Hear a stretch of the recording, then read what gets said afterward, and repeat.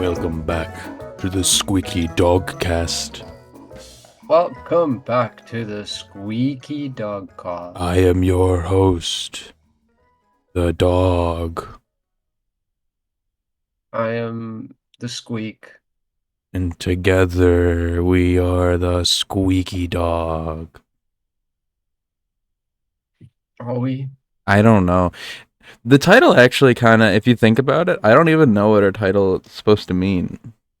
Am I just a Well, dog? literally, you're a dog and you squeak. You infuse me with your powers like a fucking, I give like a Power I Ranger fucking I give the Megatron, squeaks Megazord. to you and you squeak. I'm the squeaky toy. You are the squeaky dog. It's like you're the bard infusing me with your fucking your buffs, and I'm the fucking barbarian swinging through goblins. Goblins. Goblins. It's a good Lovely day peek into the though. behind the scenes of trying to find a name for a podcast. I don't remember the brainstorming we really did. I just remember like a couple names were thrown around, and then I think one of us said Squeaky Dog, and I was like, "That's really cute," and we took Yeah, I it. think we landed on it pretty quick. It's just I thought of it now because I know somebody who might be, gearing up to start their own podcast, Ah, okay. and they've gone through lists and lists and lists and lists of names already, and all the shit's either taken or like adjacent to taken. Oh, that does suck. I remember there was a few that we looked up that were like kind of taken, but given the design, like the idea of what we wanted for the name, it wasn't like there was that many podcasts out there themed around dogs and rats, you know. Yeah. So yeah, a lot of the more generic ones that we tried were already taken. I don't remember any of them. We could probably go back and find it in DMs, or unless we did it on a Probably. call or something. We probably did it on a We call. probably did both. True. I do remember the first time the podcast was pitched, though. I was streaming Fallout 3. It was one of the final Fallout 3 streams. I believe I actually remember the I building I think was going through. I was purely bitching and complaining about the fact that I had attempted to start a podcast with people before, and every single time it fell through. And you're like, "I'll do it," and I'm like, "All right." Yeah, I remember the And then exact it just started happening. moments. Yeah, because I had also wanted to do a podcast, and I thought it was like it's a cool thing to do. And at the time, I was rewatching all long-running podcasts that I have been a fan of for a while. So at the time, I was rewatching that podcast, like every episode. So I was already like in a mood to like get started with So one. before we do dive into prepared topics, since we are on this now, do you have a podcast you'd recommend from here? Um, Like something you've been listening to recently, something. well, there's two I'd recommend. One of them is like one I generally recommend to multiple kinds of people, but then one I'd specifically recommend to people who have a high tolerance for watching people uh, fall off. Who like watching I people see. who had their peak long ago and are Stay kind who of the fuck sad. they are. Yeah. So the first podcast, the one that I would recommend to anyone is Sad Boys. They're hosted by Jarvis Johnson and Jordan Adika. They're Cool. yeah, they're a really good podcast. They normally talk about like half the podcast is like mental health stuff and like general like social commentary that's like very kind, and then the other half is like joking around with like viral stuff and stuff and talk about nerd shit. They're actually one of the people who got me into playing Magic the Gathering because I was like they would talk about Magic a lot, and I was like, damn, this shit sounds like really cool, but also like really in depth. And the other podcast, the one where it's people who are far past their prime and are kind of depressed, is the Super Mega Cast. I guess now they're the Super Mega Show.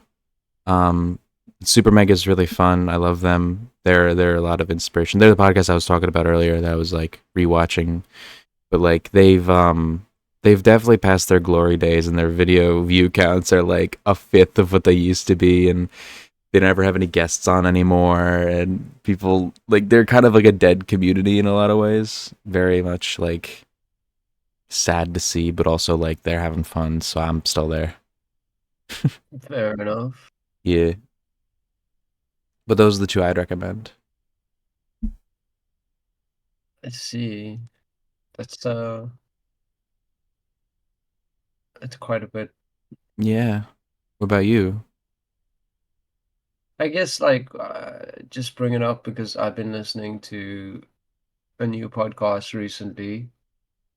Probably obvious from some of the topics I brought to the podcast in the last few episodes, The but Joe like Rogan chill Experience. polyamory. No, You chill chill polyamory. Yeah, you polyamory. show me them. You show me them off stream. Yeah, so I've been watching them. They seem really cool. And you know what? It's also somebody with their partner. It's very cool. That's yeah, very chill vibes there. They have guests on as well, like other polyamorous people from around the world. They had somebody from Spain on the other day. That Spain, was nice. Spanian. And it's like unique situations that you find in polyamorous relationships in real life. Sort of like what was the one episode they've spoke to the woman was kind of like the godmother because her one boyfriend got the girlfriend, both of their girlfriend pregnant. Huh. Drawing. Hmm. And it's like, how do you deal? Like, you've chosen not to have kids, but your partners have had kids, like, together. Where do you That's fit in the lives? And it's definitely yeah, weird. Yeah, I mean, I like wouldn't tough, call it weird. It's an uncommon sort awkward, of setup, but awkward. That's what I'd say. definitely awkward. But it's also like that question of, having kids, not having kids. Yeah. I'm the not having kids type, by the way. I am aware. We've had this bit very clear. I know. I think I'd like to have kids, but also like practically, I don't see any logistic way that would be possible given like the world. I'd rather. What?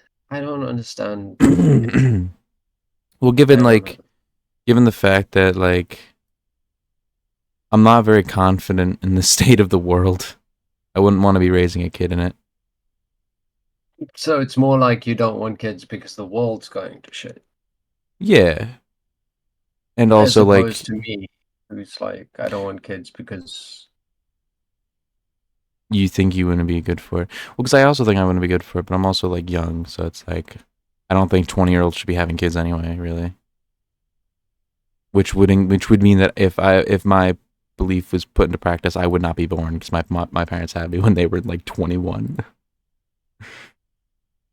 So you see, currently with the relationships that you have, you lack the full set of equipment required for pregnancy between everybody. So this is also true, but also adoption. So yes, but you're not going to be accidentally adopting a baby. oh no, this baby fell on my lap and now it's mine. Oh no. Stealing babies on accident. You're like at the store and you're like pushing a shopping cart, you look away There for was a 5 seconds point and then in grab a time. different one on accident. There was a point in time in real life where I could have probably picked you up with only one arm, you could you could do that. carried you around. I mean, if you ate properly and I started your diet, that could still happen. No, you're also taller than me. Oh, I forgot that I'm like 5 inches taller than you. That is kind of huge. I would tower over you. So even if you were as thin as me, you would still weigh more than me. Yeah, because I'm bigger than you. Whereas I'm pretty light on my feet. Little light rat, Have I mentioned on the a dex podcast build. how light I actually am?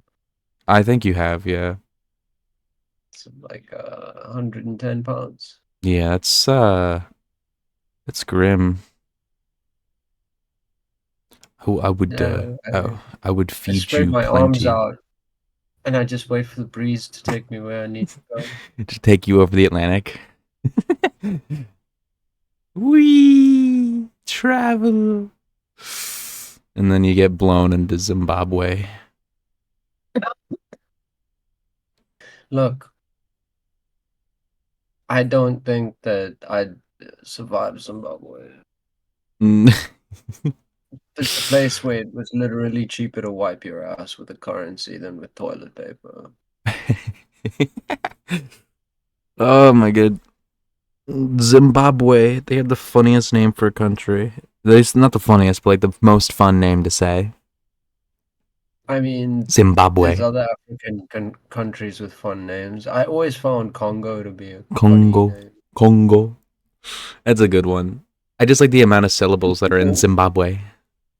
And people from Congo, especially, they're Congolese. Yeah, Congolese. That's a good one. And I just think it sounds so interesting. Rolling off the song. Congolese. Congolese. Yeah. Riley, Yeah. if you died, Oh. Wow. would you want people to watch an AI video of Oh, we're your jumping in response with this one, huh? to your murderer? All right. We're jumping in with this one. All right. This is the first story up today, I guess. This is from yesterday on You NPR. were murdered. This is so fucking eerie. I don't want to see this fucker's face. After an Arizona man was Yeah, shot, an but AI video of him addresses his killer in court. Yeah, this is like probably the worst thing I think you could do we do. have a clip? I think we do. Oh, Oh, I think this is a clip. Hello. Just to be clear for everyone seeing this, Oh, I am a version of Chris Pelkey recreated through AI that uses my picture and my voice profile. I was able to be digitally regenerated to share with you today. But here is insight into who I actually was in real life. Take a look. All right, I'm Chris Pelkey. I served with the United States Army in the infantry. so yeah. I have another update for you on something from when I mentioned it last. Yeah? To bring it to your attention now. What he actually says is not AI generated. What do you mean? Like it's a script? Written by his wife. Okay. That's better. That's better. Is it? Yeah, because it's not like AI Because words. he's No. quoted as saying, "I definitely do not forgive this person, and I want them to get very like specific sentences." Oh, I forgot about the harsher sentencing that came from this. Yes, this Okay. led to harsher Okay, sentences. so yeah, man gets shot. His wife does this, and then the judge gives the suspect, or I guess this person, the murderer in this case, because they've been charged, the murderer with an extra harsh sentencing because of this video. Yes. I don't know where to begin with this. And So that's why I say, like, the script that he speaks is not AI generated from his writing or his beliefs or any of that. It's his wife's wife. Okay. words. She may say, you know, okay, so there's a lot I want to say about this. One, there's a lot to I think unpack, isn't there? I think it's completely inhuman to reanimate a corpse in order to They did this with bring it out in Tupac. court. Yeah, I know, but like with Tupac, at least it was a hologram, right? It wasn't actually him speaking. It was just like a video of him that was 3D, right? It wasn't him like making a new statement or making a new like set of words out of his mouth. He was just a fucking 3D projection of him, right? This is like the same. This is to me is the same thing as like when dead actors are brought out to like have their face CGI'd on into a movie, like fucking what happened in Ghostbusters or Alien Romulus or the Rogue One, like. But it's like that, except in a murder case, which is like super. Like this is a guy who got murdered, and his face is being used in a courtroom with AI speech, AI movement of him in order to So what you're get saying a harsher is your sentence. It's favorite really thing ever. inhumane. Yeah, it's my favorite thing ever. I love it so. It's so inhuman. It is so fucking dystopian. This is like the last thing AI should ever be used for. The thing is that I'll admit there's a certain sick satisfaction for me in this story because You see, between Riley and I'm the one who's like level-headed about AI most of the time. Like, I do know how bad it can get, but I also know, like, if used well, everything is a tool, including yourself. Anyway, Riley is militantly anti-AI, and I'm militantly anti-AI generated this is art and essentially media. a story that validates everything Riley Yeah, says I about I AI. am It validates I'm everything. not anti-AI as a tool. I'm anti-AI generated, like generative AI. I'm anti-AI art, AI music, AI images, AI fucking text in most situations. I am against it. I am against AI being used to replicate creativity, and I'm against AI used to do this type of shit. This is beyond AI destroying human creativity and mocking it. This is like AI destroying life. The fucking this is a dead man who got murdered. Like, it's fucking weird. It's really weird. And also, aside from the AI perspective, from a legal perspective, I think it's really bad that this led to a harsher sentencing. This is a mistrial. Like, the judge was swayed by a video of an AI recreation of the victim. That was written by his wife for the purpose of a harsher sentence. This is a mistrial, like, plain and simple. This should be a fucking mistrial. Like, yeah, the guy did murder him, I'm sure, but like, that's not good The law. interesting angle here for me, right, is the psychological one. Oh my god! Of course, it's in Chandler, Arizona. Can we get a shout out to Right? Chandler, Arizona? For me, the interesting angle here is the psychological one, which is the wife. Yeah. She wrote the script. Like, when I first heard the story, my first impression was that they had taken, like, I don't know, stuff that he wrote, stuff that he messaged or whatever, like whatever data they had of him in text form, and fed that into a language model. That's not what they did. She wrote the script. And I Yeah. find that very interesting. It's very much something that I feel a lot of people would do if given the opportunity to. And I think it's bad. I think it's bad. This isn't really healthy. Because she wasn't like, oh, I forgive the killer. I understand, like, I still want to prosecute. It's like, but I forgive the killer because the killer has shown remorse. She was very much sitting there going, I fucking hate this person. I have I very mean, specific ideas she about has, how long they need to stay in this she has fucking every jail. right to be like that. But the reason why in law But she that wrote isn't the taken into script for account this. is That's because the angle. yeah. The reason why, like, she has every right to believe that and everything because her husband was murdered. But like, the issue is in law, we don't let those emotions into the court because they cloud judgment, right? There's a reason why there has to be impartialness from the judges and from the lawyers, right? In theory for the judges and stuff, but like, because they have to make sure they're getting the law correct, right? So when you bring in this by that video, merit, you'd say, by that logic, you'd say that Mangione should be given the guilty verdict. no, what are you saying? No, I'm saying there shouldn't be fucking swaying the hearts and minds shit going on in a courtroom to the judge. To the jury, yes, that's the point of what happens to the jury. But to the judge? No! The judge is not supposed to fucking be swayed like this. So, but that just says more about it being a bad judge. Everyone's human, everyone's gonna be fine. If you play into someone enough, it's fucking Chandler, Arizona. This isn't a Supreme Court justice. Like, this, fucking, like, this is just bad law practice too. Like, this is bad. This is just bad overall. This should not have been allowed to be played in court. This is so bad. And if this becomes a trend, I think this is like one of the death nails in society type of thing, where it's like this is what's gonna speed us up. This acceptance of having Because fucking dead people reanimated as AI there is was a just gonna mention speed of us up to another death. story of a case where a guy was representing himself, Mm-hmm.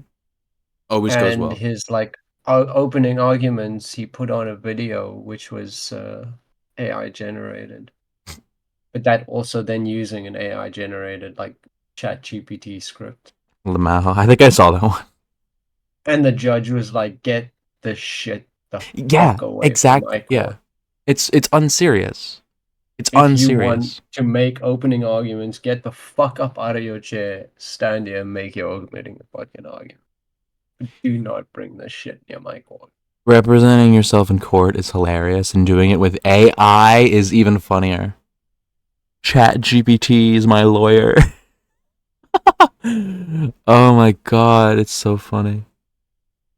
What was he fucking thinking in that situation? Man, I hope this AI has like all the legal knowledge that a lawyer would have and more. Technically, it does. It does, but like it doesn't know how to apply it.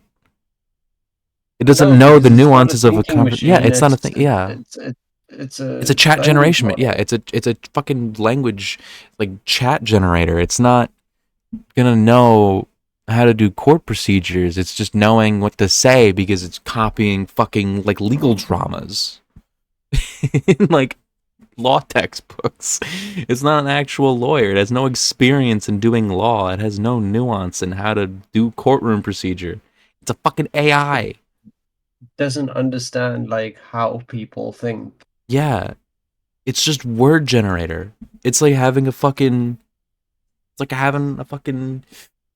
don't know. I was gonna say like I was gonna say something, but I just realized it was a different AI model. Like the fucking that one dungeon thing that was a big while ago. One of the first big AI chat models was like a fucking dungeon Yeah. crawler simulator thing. But yeah, Jesus, nah, fuck this story, fuck this, fuck that, fuck that. That really killed you. Yeah, that one sucked. We have some funny news. We have some other stuff though. Funnies though. Funnies are always fun. Hollywood tariffs, baby.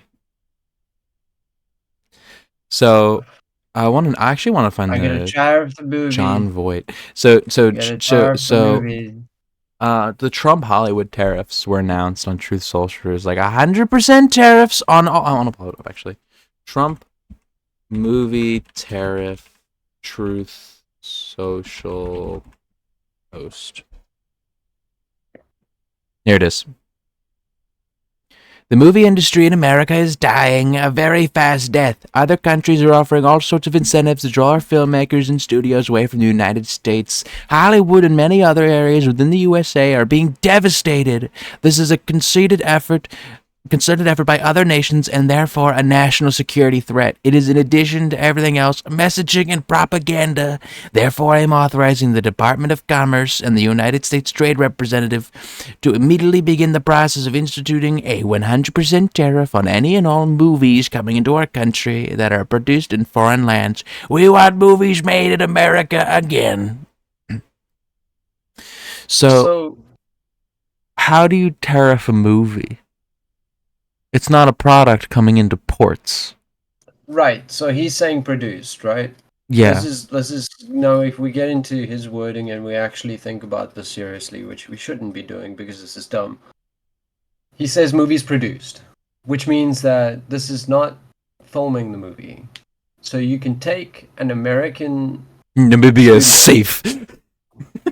No, like all he's essentially doing is saying that the movies need to be made by Americans. Which they already are.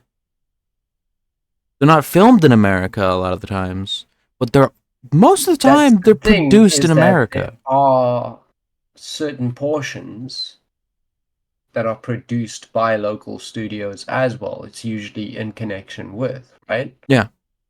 So bigger studios don't have to front as much of the bill. Yeah. And smaller studios get like investment. But now Trump is going to probably see that as a way of trying to get around tariffs, so those will be tariffed. If you understand me. Yeah. It makes no sense Whereas though. Like, if a completely American studio goes and doesn't pair up with a local studio, just like hires and does the filming, then that could still not be tariffed. the main thing though, how do you tariff a movie? Like DVDs can be tariffed. That's already being tariffed because they're an import coming in. Movies aren't a good that comes into the country. You can't tariff a movie. If I were to go on to Netflix right now and pull up some French film that was produced in France and it's entirely in French, or if I were to pull up some fucking anime movie, how do you tariff that? Well, but that's the thing, is that how does Netflix get access to that movie? Exactly. There's no French. No. There is a way. Look, how does Netflix get access to that? Yeah, but how do you quantify? Is it one movie? Like, if you buy the movie, because like it's not like they're buying in bulk copies of that movie. They're just having the distribution rights to have that movie digitally streamed. Think about how much money distribution rights are. Even a percentage of that is a large, big paycheck. So you just tariff the distribution rights? Those distribution rights are not in perpetuity. They usually give it for a set amount of time, which means that those need to be renewed, which means tariffs. You can tariff them. Okay, well here's the third thing. And because you're tariffing Netflix, your Netflix subscriptions will go up through. Oh my god, man! Which Netflix does already. I already don't pay for Netflix because it's without tariffs. Oh, this will put so many streaming services out of business, actually, because so many people are going to cancel their subscriptions. Kind of see how this is a problem, because this is not just because look, I don't believe that John Voight knows nothing about the movie industry. Oh, I fully think. Actually, time. You want to know how little he's in this? I'll pull this up in a bit. Actually, I'll pull this up after you make your point about how little John Voight is actually in the movie industry nowadays. No, but he has been in it for a long time. Yeah. And I mean, his own daughter is one of the most famous people on the fucking planet. He looks like evil Christopher Walken. Do you know who his daughter is? I forget. Angelina Jolie. Oh, yeah. Yeah. So, I'm sure he understands a little bit about the film industry. But this is going to ruin filmmaking. Oh yeah, no, this will fucking. Because you see a lot of those deals where they work with local studios. That helps them get those tax benefits for filming there. Yeah. So, not doing those deals in that way could also affect those tax benefits, which means it's better to film at home, which means. The film industry is going to suffer, and it's already been suffering. The film industry's already been suffering. So, like, this could. Has it really? Yes, it has. Because movies get more and more expensive to make every single year, and so they have to become more and more sanitized and more of the same product, which means movies become the same to make. That's why so many movies that are big budget are just kind of the same. And so movies keep getting more and more expensive. There's less and less returns. Theaters are empty. Do you know why? Tell me. Because movies are now a product. Well, yeah, that's definitely the case. But like, there was a certain point in time where there were certain movies that were products, but they were also still viable movies made for purely artistic reasons. Yeah, and that's just kind of rare nowadays. Like the big studios, they make fucking even studios that are like more about indie artists still tend to take in people who make similar movies, like A24. A24 has a lot of movies that are like unique and stuff, but they still market them all the same, right? Because A24 has a brand to it. There's an idea of an A24 movie, so they market all their movies with like the same fucking music in the trailers and shit. Like they aren't. movies aren't treated like art, like how other mediums are, right? Maybe it's because of the broad appeal of movies have just kind of made it so that it's more likely to be sanitized because a movie is like a short, relatively short, um, like passive viewing experience, whereas something like a book or I mean, music is probably the most sanitized because music is the easiest art form to experience. So music is Yeah, but it's probably the biggest victim of also, this, but in many also ways, we cheaper. still have tons of experimental Yeah, because music music out is there, cheaper. like actively being made. Because all you The need. barrier, the Yeah, barrier for entry to music is very low. yeah, because all you need to do is know how to play an instrument and have an instrument, and even sometimes you don't even need an instrument because you can make digital music, like mixing and stuff. And even then, like knowing how to play the instrument, like Yeah, doesn't always mean anything. Like there are people who are famous and have like platinum albums who can't sing. yeah. Um, and also with movies, you got to have camera equipment, filming equipment, lighting, audio work done, actors, unless you're like doing with friends or something, and even then they deserve to get paid. You need like if you're making something bigger production, you got to pay a bunch of crew, you got to pay like filming location stuff. There's a lot of money that goes into making a movie, so there's a lot Yeah, I less of a mean, barrier if to you look entry. at something like, I think if people understood, the best way to look at this is through the lens of Clerks. Mm-hmm. Like that movie in the 90s, this was what, the early 90s, cost 20,000 US dollars, and they couldn't even afford color. Yeah, Like, I think he got one black and white camera that was generally just on a tripod, and that was the entire movie. yeah, And it cost 20,000 US dollars. The cost for all of his own friends. yeah. The it's very rare for a super cheap movie to even make it big too. Like Blair Witch Project is probably the biggest successful movie that for proportional to its budget is like really small and stuff. So Probably I right. was around for like the whole Blair Witch thing. In retrospect, from like your perspective, and Mm-hmm. you're like, obviously, is different age and everything. Do you think of the Blair Witch Project as a good thing or a bad thing? I think it's foundational to internet horror and found footage, which are genres that I like a lot. It's foundational to ARGs, which I love. The thing is, everything So that it's well known for, it's been done better in right? other places. Not only has it been done better in other places, it was done better in other places before the Blair Witch Project was a thing. Yes, but the success of it is important for the medium, for the genre. I You guess know, that's fair. It is like the modern like revitalization in that way. But even like people thinking it's real, Punishment that's what Park. happened to Cannibal Holocaust. Well, Cannibal Like Holocaust isn't they a good movie. to the So. point. Look, A lot of things in Cannibal Holocaust were real. They really did kill a lot of animals on that movie. yes, they really did. The animal cruelty was real, but yeah. their whole it's so real got so bad that they had to go to court and actually produce the actors and be like, see, they weren't eaten alive. They're here. Yeah, Like but it got to court. Like yeah, Blair Witch didn't even get to court. the difference is though Blair Witch wasn't because the Cannibal Holocaust. I don't think that movie is good. I don't think the Great movie has movie. a Watch good it with appeal. your kids. Yeah, great movie. Watch it. Double feature of Cannibal Holocaust and a Serbian film. Yeah, That classic, would really classic fuck film, up. bro. That would Classic film, fuck up bro. a mood.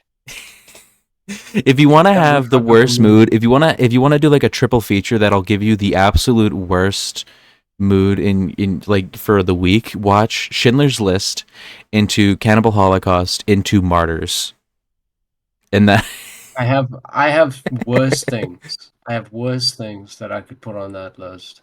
I got What? a movie I watched that made me actually physically ill. What movie?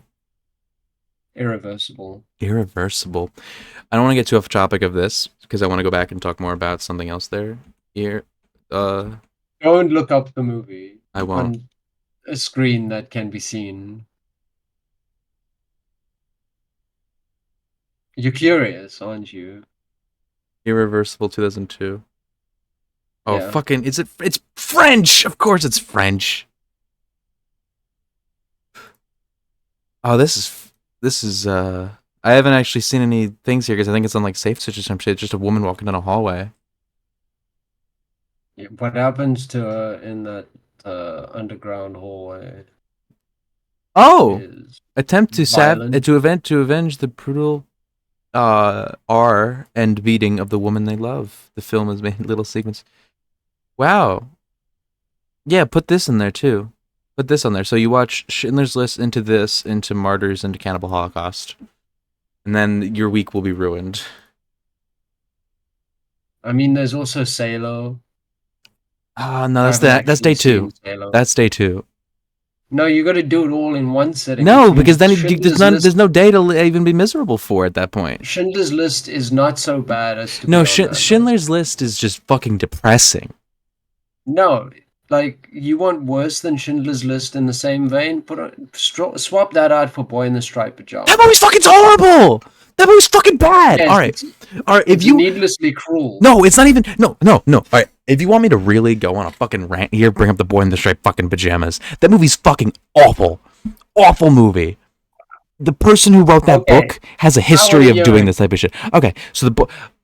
I'm gonna keep this episode because I still want to talk about this a bit more. But the Boy in Striped Pajamas was written by a guy who has no fucking background in history or Holocaust studies, or he's not Jewish or anything. He just fucking wrote this because he's like, I can make something very popular. He's not even a good writer. All of his books fucking suck. So he wrote the book from the perspective of a German boy, and it's full of fucking anachronistic things. It's full of like the idea that like in the movie, his dad is a concentration camp officer, and his mom and his whole family, they move out to go be near a concentration camp because his dad runs it. But his mom doesn't know the concentration camp exists, which is completely fucking false and completely fucking revisionist type shit, right? And then you have the fact that the movie is from the perspective of the German boy, and he meets the kid in the camp, right? And then at the end of the movie, they both get gassed together because he jumps into the camp and stuff. But like, there's no, hold on, I'm not done yet. So the boy in the striped pajamas himself, like the kid in the striped pajamas, he's like completely like chill with the idea, like, hey, I'm in the camp, I'm like hanging out, want to come in here with me? No, this kid would fucking make a break for it. This kid would not, if this was like an accurate movie, this kid would not invite the other kid to come in with him. He would try to get the fuck out of there. Like if there was an opening, he would have fucking left. Like there's basic fucking human instinct and knowledge of the Holocaust that this happened all the fucking time. And then the thing is, at the end of the movie, when they die, the tragedy is not that they both died, it's that the German kid died, because if the German kid didn't go in there, the Jewish kid would have still died. The big tragedy of the movie is that the German kid dies too. And then you're supposed to feel bad for the fucking SS officer who runs the camp. It's a fucking awful movie. It may be an awful movie. I'm not disputing that, Riley.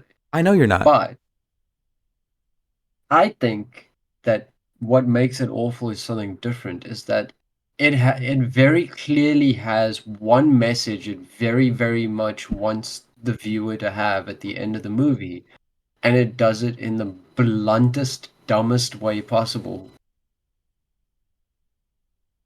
Yeah. Because essentially the entire movie is just like, hey, look, if you're evil, you're gonna end up doing evil to your own, like... Yeah. And it's like, this is the dumbest, that's the one message, and it's just, I think it's bad for that reason, for how flatly it does that. Oh yeah, no, but my Once criticisms were you purely accept targeted at the that- historical reality of it and like the theme of it. But then if you get into the actual writing perspective, awful. Yeah. Awful movie. Because once you can accept it for what it is, a very, very blunt message of, oh, if you're evil, you'll, like, end up killing your own. Like... Yeah. So one old guy I knew, he was a homophobic, racist, fucking asshole person. And I think, like, his son turned out to be gay, daughter like brought home a black guy. It was a wonderful thing. Don't be a Nazi or you will kill your own kid. That's the moral of the movie. Not like anything really groundbreaking. I mean, Don't be a Nazi is a really great message. I'm so fucking movie- happy. That's the movie we watched last night. Was it last night? Yeah, the cremate. Was it last night? Are you fucking that? Were you that checked out? I'm gonna be honest with you. Like the first 20 minutes of the movie are probably just like one blur, but then I like locked in. And I like. There's a part of me internally that's like, you shouldn't have locked in, Jade. You shouldn't have locked in. But then there's the other half of me. It's like, that was a good movie. That was I'm a glad I fucking great locked movie. in. The movie was The Cremator. It's a Czech film from 1968. The human part of me was very much like, you didn't need to lock in for that. You should have stayed checked out. The movie was great. It was about a man who's very influenced by his surroundings, getting influenced by Tibetan mysticism and stuff, and he's living in like, I guess it's like Prague or something in the 1938, around there, when the Nazis come around, and he gets indoctrinated, and he's a cremator. He works at a funeral home. He does the cremations, and he gets indoctrinated into Nazi ideology under the pretext of saving people's souls, you know, because he's the deliverer of people. He's purifying them, yeah, like Tibetan mysticism, but corrupted by Nazi ideology and stuff. And it's a very good movie. Very, very weird movie too. I love it a lot. There's a lot of great shots in there, a lot of great symbolism and stuff. Love the movie. Back to this though. Back to Jon Voight. So Jon Voight is actually officially the ambassador to Hollywood alongside two other people. Sylvester Stallone and Mel Gibson. Wow. So if you go, wow. So Mel Gibson. I was waiting for all three names, but you threw Mel Gibson at me at the end there. Like, I know very well who these people are, and this is awful. I'm doing this for a specific reason. So if you go to Mel Gibson, he's an American actor and filmmaker. If you go to Sylvester Stallone, he's an American actor and filmmaker. And if you go to Jon Voight, he's so disconnected from Hollywood at this point. He's not an American actor and filmmaker. He's the United States Special Ambassador to Hollywood. That is how little he does in the movie industry nowadays. He doesn't do anything. He's not known for being an actor anymore. He's known for being this thing. Do you know what else? Fucking Anaconda, who sucks. At least one of those people aren't even American. Isn't Mel Gibson not American? He's Australian. He's American born. He grew up in Australia. Australia. Oh yeah, Australia. We should do a fucking binge of his movies. Please no, don't do that to me. Please no. We can watch Braveheart, Passion of the Christ, Apocalypto, no. Get the Gringo, Hacksaw Ridge, and Flight Risk.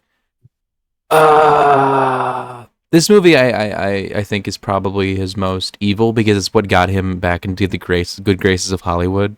Because people saw this movie and were like, "Wait a minute, he can't be that bad, right? He can't be that anti-Semitic and that racist because he made a movie that people like." We've learned that if you make movies that people like, you can even be Roman Polanski. Yeah, the next three people being added onto the list: Roman Polanski, like, oh god, no. And I mean, I love Rocky, at least the first movie. But fuck Sylvester Stallone. Yes, of course I would. I'm a fucking Italian American living in New Jersey. Of course I'm fucking loving Rocky, you know? Liberty. I thought he was from He's from Philly. He is from Philly, but he was from Hell's Kitchen. Rocky lived it. But Rocky is in Philly. Oh, yes. like Rocky is from Philly. You misunderstand New Jersey culture, though. Half of it's Philly, half of it's New York. How is New Jersey a state? I don't know, man. I think something to do with colonizing. New Jersey is like half a suburb of New York and half a suburb of this place and half a suburb of Philly. Like, if you really want to get technical with it, New Jersey is like, hold on, we we could really You're like gonna carve this fucking up here. dox yourself again. No, I'm not. I'm signing on the SqueekyDogCast account. This is the pod. This is No, this I'm is not. I'm signing on where my Riley account doxes themselves. again. All right. Zoom out so I'm not in my home. All right. So this part. So if we click on New Jersey, right? This is the outline of New Jersey. Yes. Yeah. Anything from like here to like maybe here to here to like here. We'll use this road as a divider here. And like down here, anything in this general area with this road being like divider. This is all Philadelphia extended. Like culturally, this is very close to Pennsylvania. People here like the Eagles. They go to Philly all the time. They maybe have family who lives in Philly. If they live around here, they probably work in Philly. You know, Camden is the big city in this area. Camden is a huge city. It's on the opposite side of Philadelphia. This is all culturally Philadelphia. If you go up to New York up here, like let's say anything from like, let's say Edison is Sayreville. Say Sayreville here is the thing down East Brunswick, cut around here, and then just kind of bring it up here. This is all like the same, but for New York. People up here, they're like rich New Yorkers live up here and stuff. They move up here. Same thing with like Connecticut. They do the same thing up here. These are all cities that have commuters into New York all the time and stuff. And then the central area here, this is like central Jersey and stuff. This is kind of like its own thing. But it's also kind of shithole. Like this is where you have Capital, Trenton, you have fucking Lakewood, which is like the biggest suburb in the state. It is awful. It sucks. But it's also kind of nice in some parts, but it's pretty bad. It's more populated than Trenton. And then everything along the coast is the Jersey Shore, which is where I live. I live on the Jersey Shore. Like anything on this coast is kind of its own thing, and it's kind of more Jersey than anywhere else, in my opinion. This is real Jersey, is the Jersey Shore. And it's where I live, and it's And it's where Kevin Smith is from too. He's from Red Bank. Red Bank. But you said that the movie takes place far The movie takes place up here. away from Red Bank. The movie takes place up here. Middletown or some shit like that. I forget the specific road. The road is like, what is it? Like Leonard or some shit like that? Leonard Road or something? Washington Ave? Is it right here? I think it's right here. Leonard Ave. It's like right around here. Atlantic Highlands. This is where the movie takes place. So it's like up the road. It's like up commute.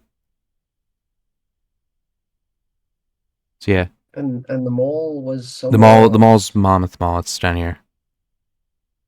Yeah, it's in Eatontown. Yeah, right here. That's the AMC there, but yeah, that's where the mall is, and that's right here. Anyway, we're gonna talk about Kevin Smith again. We gotta stop. But yeah, this is really stupid. This is really dumb. But yeah, no. Sylvester Stallone Rocky is actually kind of big in New Jersey because of that whole thing.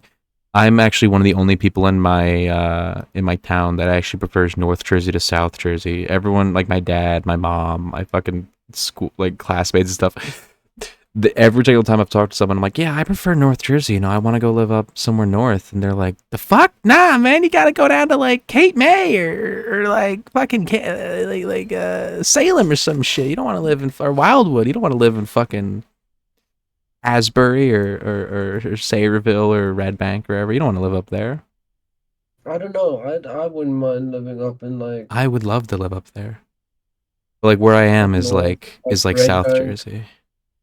Like, I don't know. The world of New Jersey seems very strange to me. The world of New Jersey. Like a fantasy land. It's truly not quite a fantastic. New York. It's not quite Philadelphia, and it has its own shore. Yeah. There is it's something I've been thinking of doing for a while. Another video idea was. Oh my god, you're copying these out. I know, but this one's a little more cringe, and I don't know if I should do it or not. But I wanted to make a video where I do like the history of some cities in New Jersey, like a little series or something. Like I'd have one on Asbury, one on Atlantic City, maybe one on like Trenton, Newark, Camden, Cape May, like some like pretty notable cities in New Jersey, and do a history of them and stuff. I think for some of them, especially the ones on the shore, I'd have a lot of fun with.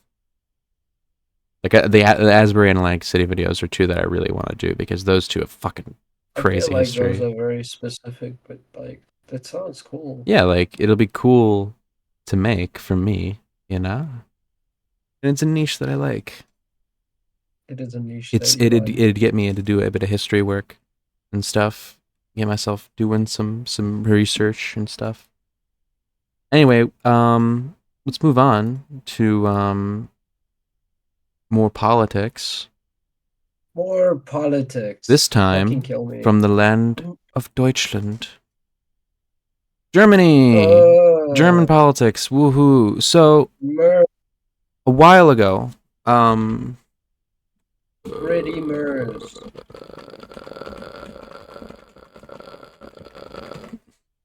So a while ago, the Germans had an election. This was the election results. Blue is the Nazis. Blue is AfD, black is CDU, red is SPD, and you would never believe this, but green is green. Grün. The Green Party. The Grün. And then this like purplish color is Die Linke, the left. Here's Berlin.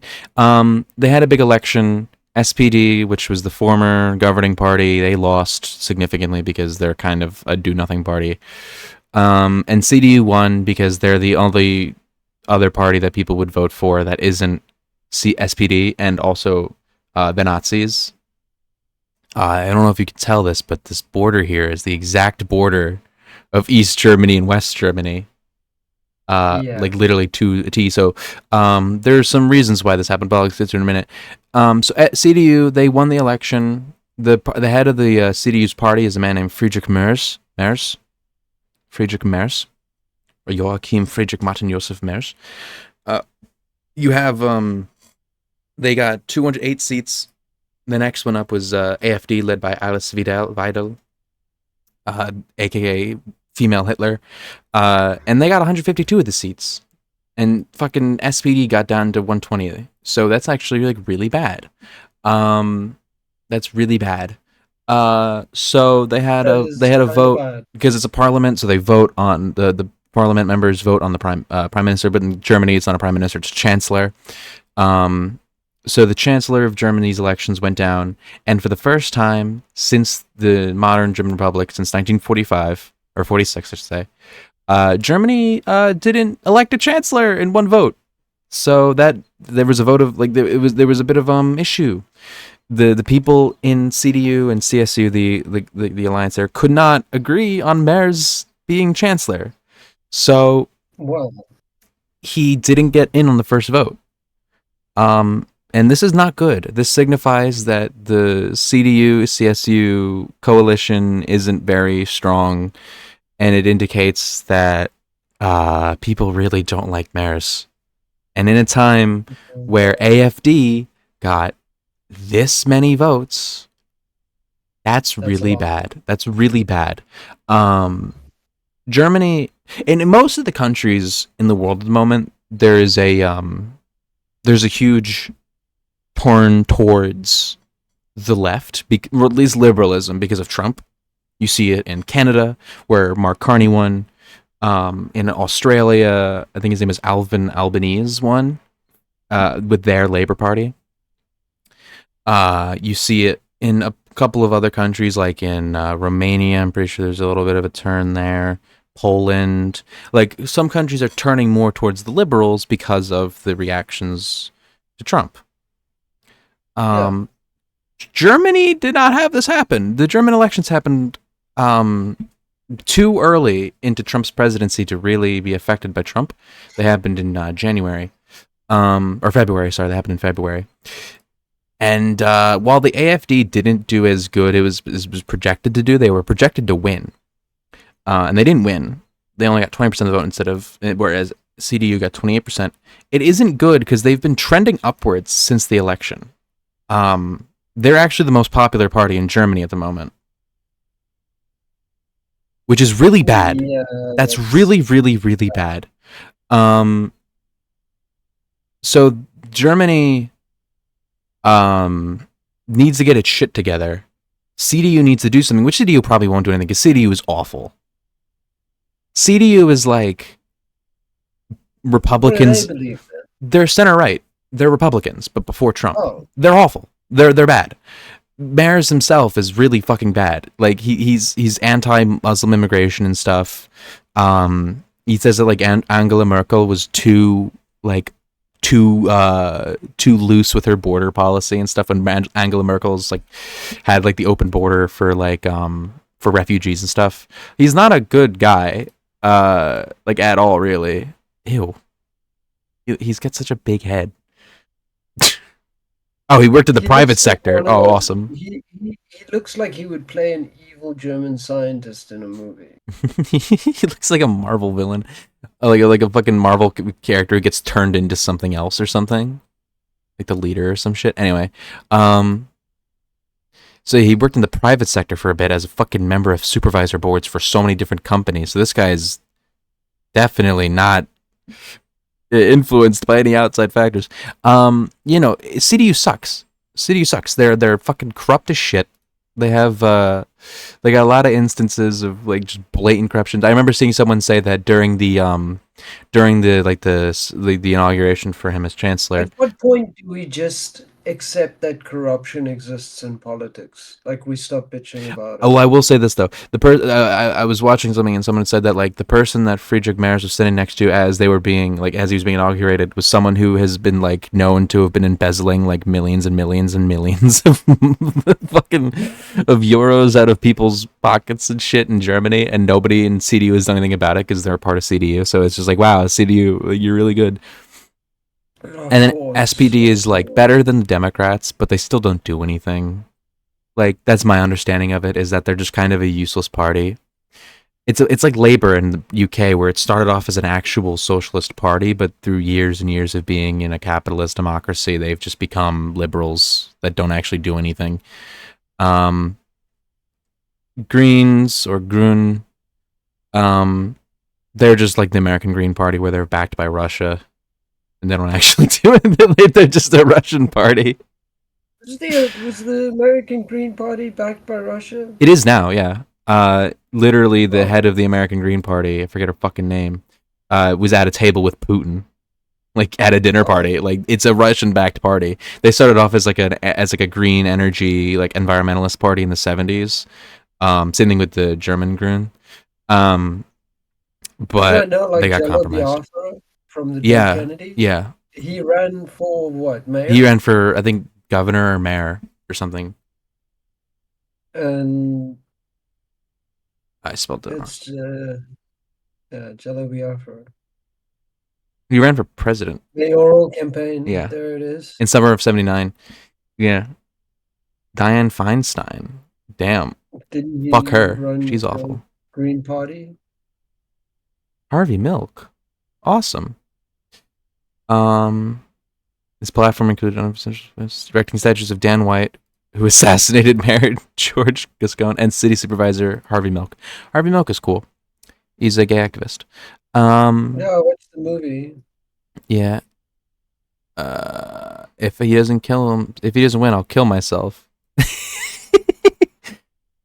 Yeah, I'm sure he ran with the Greens, because back in the 70s, the Greens were actually a leftist party, but like all leftist parties that aren't actually successful, they just eventually turn into like a little circle jerk social group, and then that's easy for them to become tankies, and then oh no, they're being swayed by Russians. Oh no, they think that Russia is a better candidate for the world leader of the world because America is bad and evil and does everything wrong, and therefore Russia's good. I came on the podcast and I started saying like really nice things about Russia.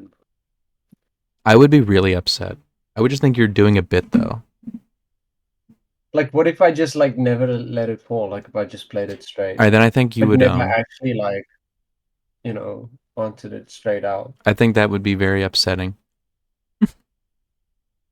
Like, yeah, Russia, it's not so bad, right? Mm. I'd be very upset.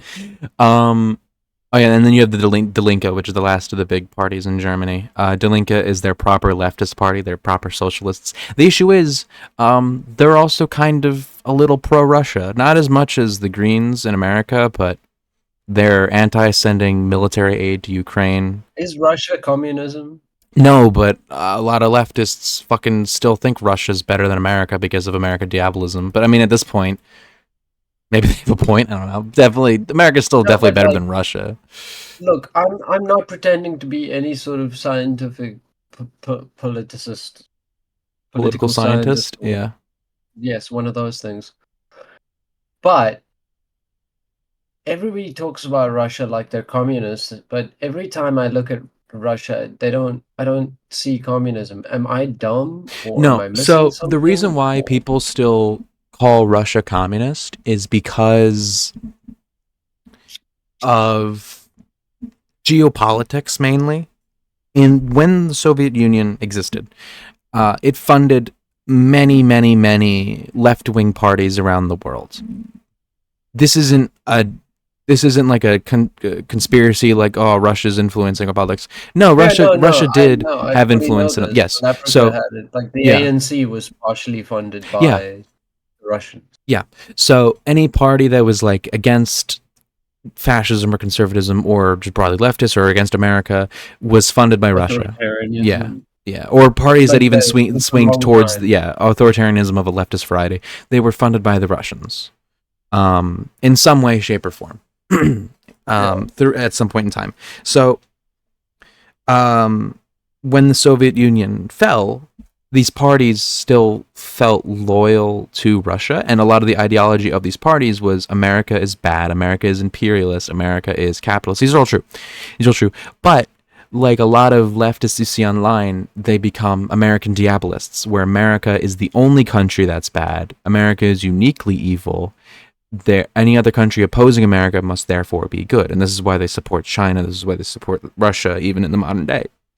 Because they oppose America's global interests. Okay, fair for those countries, but like economically, what is Russia then?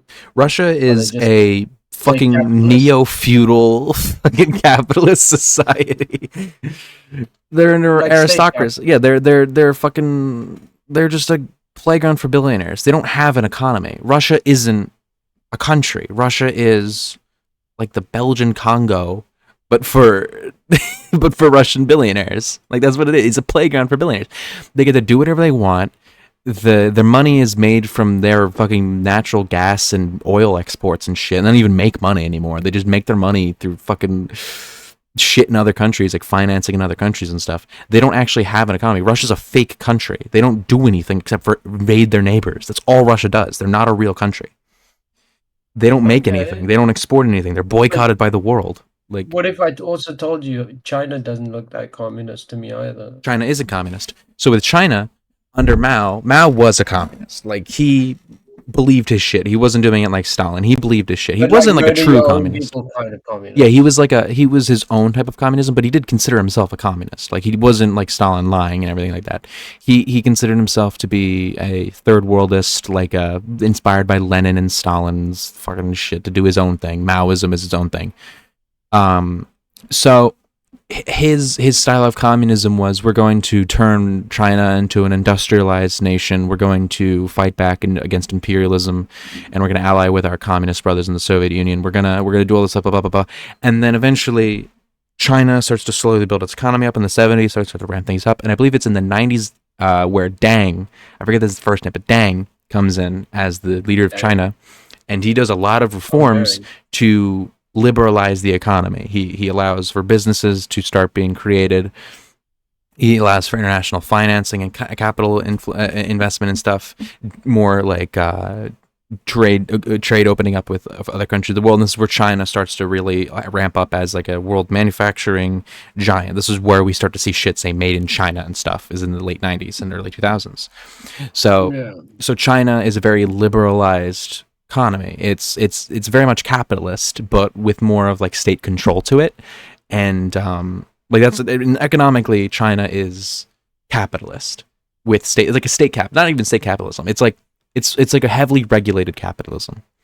And then like if the this is also government true. has a stake in every private company, I would call it state capitalism as That's well. fair. That's fair. So then they do state capitalism, yeah.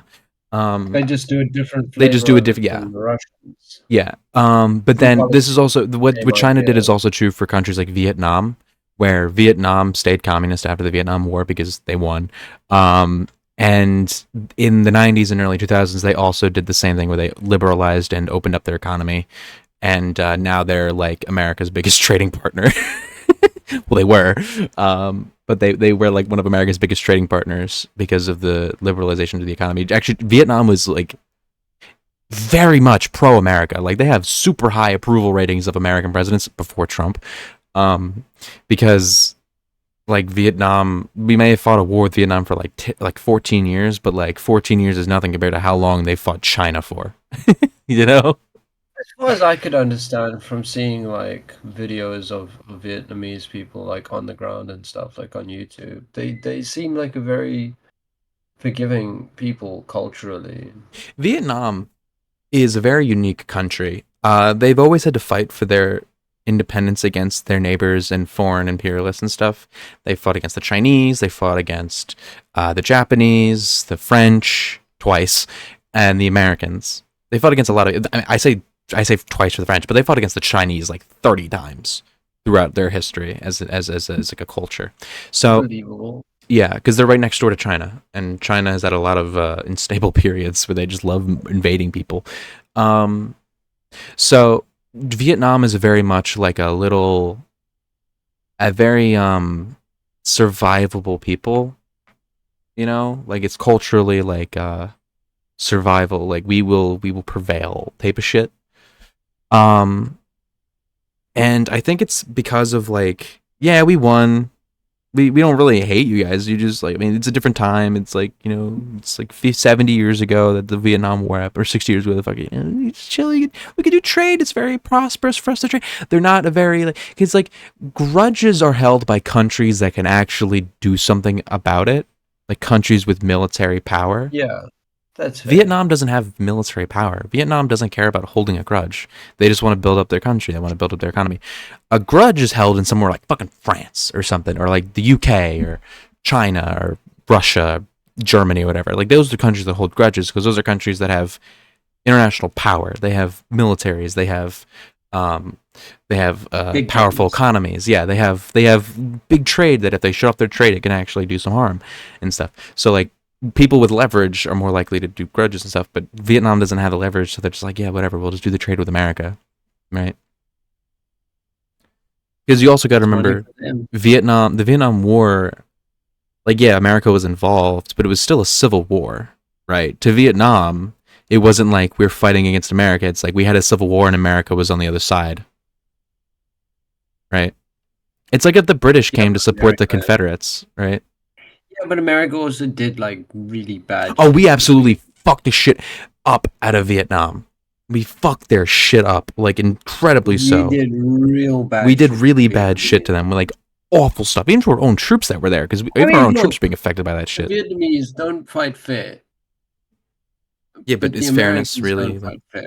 Is fairness really needed in a war? No, like, but America showed up with like the biggest guns and the highest tech in the world. We dropped more bombs in Operation Rolling Thunder, which was a 5-month bombing run, than the entirety of all bombs dropped in World War II. Yeah, in an area with the square mileage of like the Netherlands. We dropped that many. We dropped so many bombs in this 5 months span. Wouldn't be like overtaken until Israel did set its eyes on Gaza. I don't even think Israel has that many bombs because we dropped a lot of bombs. Speaking of bombs and war. Oh shit! Yeah, this is a huge one. This will probably be the final topic because this one's huge. Yeah, World War III. There's a war going on in India and Pakistan. So we'll pull up Reuters here, latest developments. Both of them have nukes? Both of them have nukes. I believe between them there's 300 nukes between them.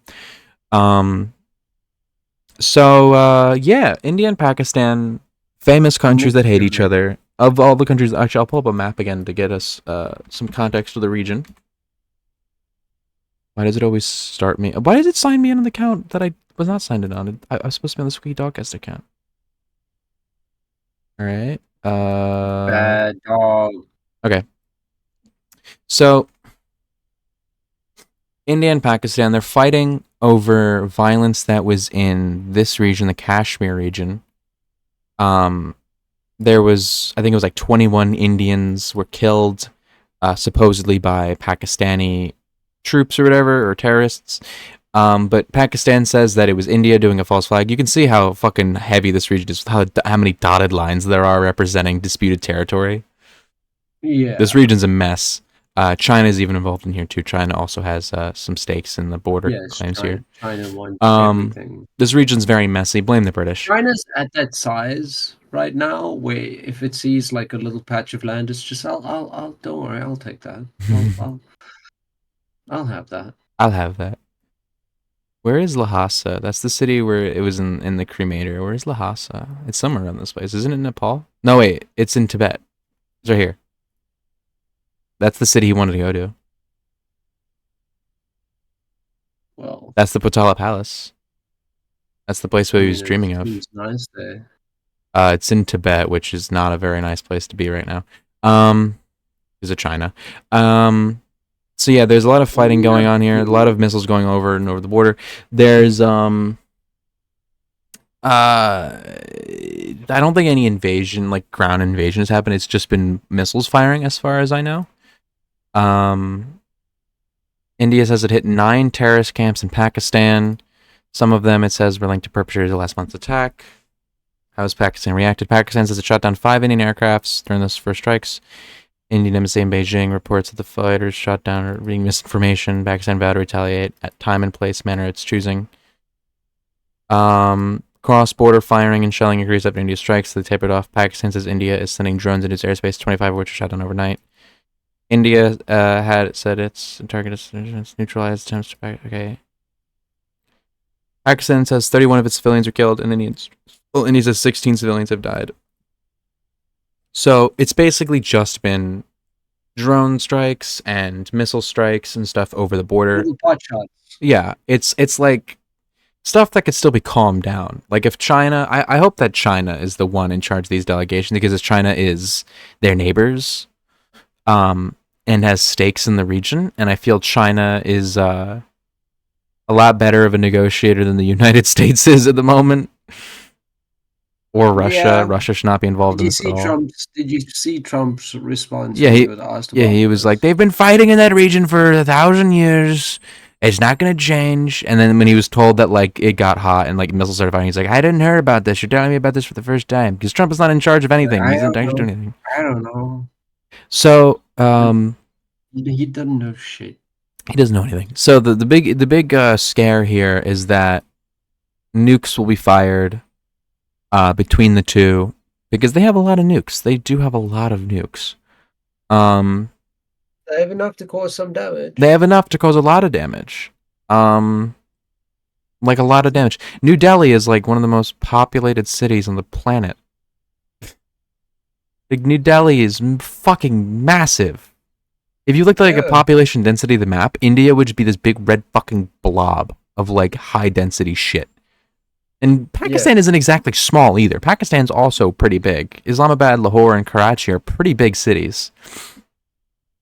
Hyderabad. I worked with people who lived in Hyderabad. That's in India. Where's that? They're near Karachi. Oh, Karachi. Oh, that's not it. Oh, wait. Yeah. Here it is. Yeah. Yeah, Hyderabad. That's another city. That's pretty big. The second largest city in Sindh after Karachi, and the 7th largest in all of Pakistan. But yeah, this is very worrying. Pakistan's like official advisor or something was saying that they're gonna nuke the world. Is it Pakistan? Was it foreign? Actually, I could pull up it was posted in Nibble server. I could just pull up the tweet there. Don't dox Nibble server. They're posting about it still. Because one of the people in Nibble server is like a NAFO kind of guy. NAFO? It did the people who are like, we need to kill every Russian being who has ever existed. Sort of thing. Yeah, here we go. This should be the tweet. Wait, this is Pakistan. I don't know the claim for this, but Pakistani Prime Minister, we are not afraid of death and have always been ready to make sacrifices. I don't know the claim for that one. Let's see. That's from someone else. Yeah, it's worrying. It's worrying. There was something else in here. I want to see if I can find it. No, it seems like I can't find it. There's something else here that I saw that I forgot about this morning that we can bring up for funny. Yeah, so it's worrying. It's very worrying. This could very well turn into a nuclear war, which seeing a nuclear war from the sidelines will be very unique, you know? Unless it fucking trips off some, like, dormant missile system that'll... It's going to trip shit off, but I'm not talking about dormant missile systems. I'm talking about treaties and pacts and...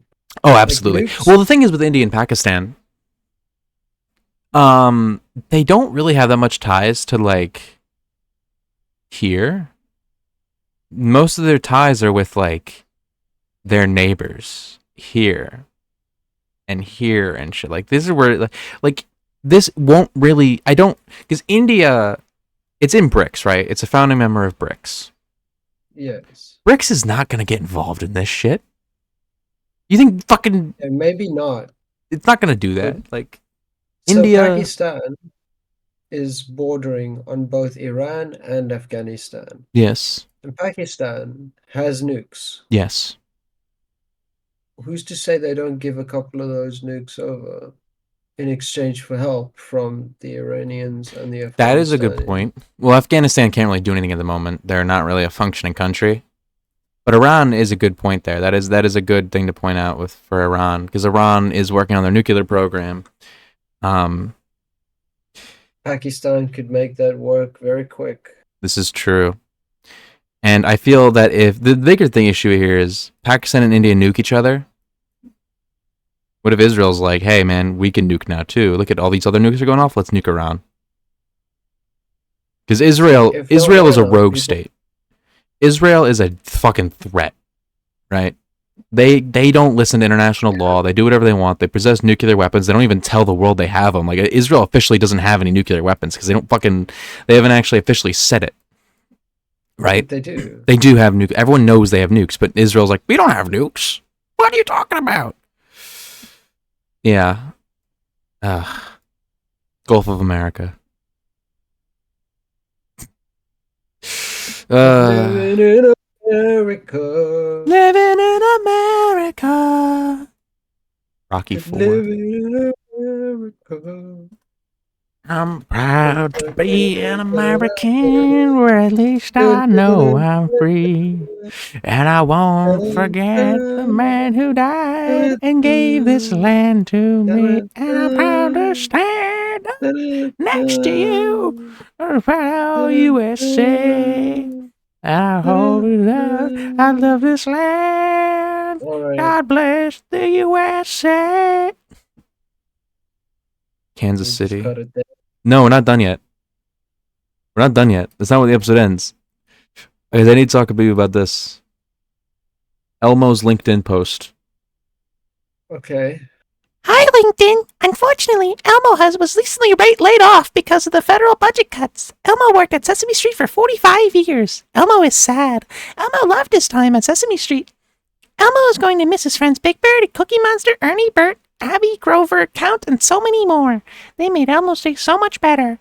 Elmo is looking for his next opportunities. Elmo is good at many things, like hugs.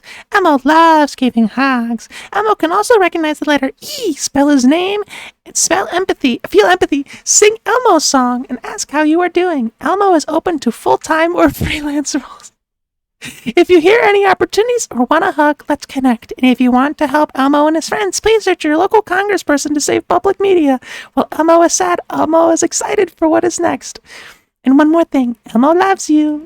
Oh my god, this is fucking death of society. They fucking fired Elmo. They fired Elmo! Do you know how PBS works and stuff, and Sesame Street and all that? Yeah. It's public I know. funding. And Trump cut it. Trump I has guess they defunded found PBS. out about Elmo's raging cocaine problem. They've learned Elmo was woke. Elmo's woke. You can't have that. He's woke. That's gross. Elmo was seen he gives too many hugs. at a dark nightclub handing out hugs. Elmo slings out the best hugs. Elmo in like with a fucking like 80s 80s like Miami fucking mob guy, like a white coat and everything, and fucking sleazebag ass outfit, and he's like got a bunch of hookers around him. No. I've seen the meme of the Italian person in the white suit with a gold chain. It's just too much. Hey, just what we do around in Miami, am I right? I'm a Boca Raton, baby, yeah. Fucking kill me. Fuck Elmo. Why are you fucking Elmo? No, don't fuck Elmo. Get fucked, Elmo. No, Elmo's perfect. He's wonderful. I didn't grow up on Sesame Street. I didn't did. give a shit. I did. Like, Elmo is incredibly important to children's youth. I think Sesame Street is South like a Africa- beautiful thing. South Africa had its own version of Sesame Street. Yeah, you showed me, and I think it's probably Do you also remember good. what it's called? I even? do. It's Kajani Street or some shit like that. No, you fucking. It's too funny. It's Takalani Sesame. Takwani, Takalani. Takalani, has something with it. Takalani Sesame. Takalani Sesame Street. Yeah. That shit just looked weird to me, to be honest. Well, I was like a baby. I think Sesame Street is like a really good thing. It's like literally like free education for like toddlers, Maybe the American version is fine, but when shit like that's translated into other countries, not all of the quality carries over. Yeah, because Sesame Street came out of when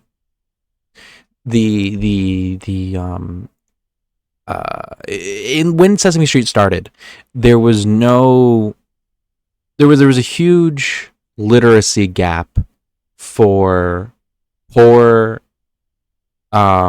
like inner city black kids and stuff, and like Mexican kids. There was very poor literacy for just inner city kids in general, really. So there was a push in a lot of different things came out at this time to up the education for disadvantaged kids, and Sesame Street was the most successful thing to come out of it. So and that's why Sesame Street is in like a city. It's in like New York, and they're like on the street in New York and talking to their neighbors and their friends and stuff. It's for kids who lived in cities who were having troubles at home and having troubles learning, and it's very much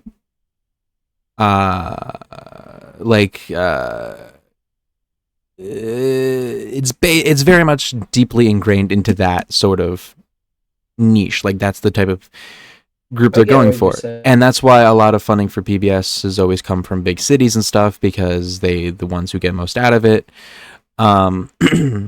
And for that reason, that's why I love Sesame Street so much as like a children's programming. Like it's really helpful. It's really like it did wonders. Like it does increase literacy for kids, and it makes kids want to learn, want to go to school, want to make friends with people. Like it's a good thing. It's a social good. And there's a lot to Sesame Street that is like pure creativity. Like there's a lot to it. It's kind of like everything I love. Like, remember when we were complaining about AI earlier, and like whenever we complain about AI, basically take everything I hate about AI and make it opposite, and then you get something like Sesame Street, where it's like, here we are promoting socializing and education and creativity and art to children in a positive way, and then it helps like people get a better standing when they're young, and it's like, wow, that's really good to get AI, which is like the opposite of soul and socializing and creativity and art and education and all that. It's like the opposite. But yeah, they fucking fired Elmo. I can't believe it. He's like a national icon. Elmo's gonna end up like slinging crack on street corners. Elmo's got to move into Oscar's trash can. Well, I don't know, Elmo. You could probably move in here a bit. You just gotta watch out for the jizz rag on the floor, Elmo. Don't look out for that. Not only that, but Oscar's gonna have to move his trash can to a dirtier neighborhood. Elmo, we're gonna have to pick up and move somewhere, man. We can't be staying on this. The rent's killing me, Elmo. You pay rent in a trash can? I pay rent to the mob. This is a dumb bit. I'm fucking right. We're gonna end now. Thank you, everyone who shows up. Thank you. If you could subscribe to the Patreon or subscribe to the channel, first of all, leave a like. Subscribe to the Patreon if you want your name in credits. That's really cool. And the episodes early. Yes, yes, yes. Who loves you all. You're all wonderful people. I mean, unless you kill someone, you know. You gotta have reasons. And an alibi. You take those on a case-by-case basis. Yeah. Yeah, and if you bring an AI video of the person you killed, we're instantly putting you in jail. Anyway. Bye. Bye.